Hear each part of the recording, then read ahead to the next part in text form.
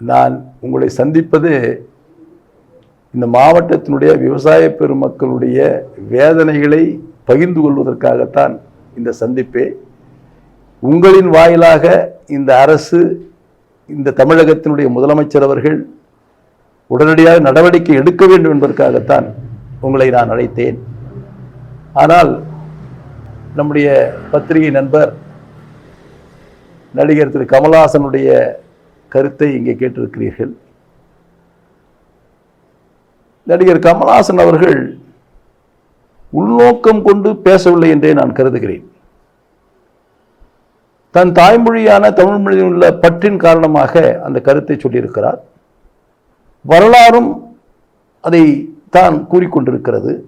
பொதுவாக திராவிட மொழிகள் ஒரு குடும்ப மொழி. அது அந்த குடும்ப மொழியில் இது போன்ற கருத்துக்களை சொல்லுகின்ற பொழுது அது ஆய்வின் அடிப்படையிலே தான் அவர்கள் செல்ல வேண்டுமே அல்லாமல் இதற்கு உடனடியாக மன்னிப்பு கோர வேண்டும் அது என்று சொல்லுவது ஏற்புடையதாக இல்லை என்பதே என்னுடைய கருத்து.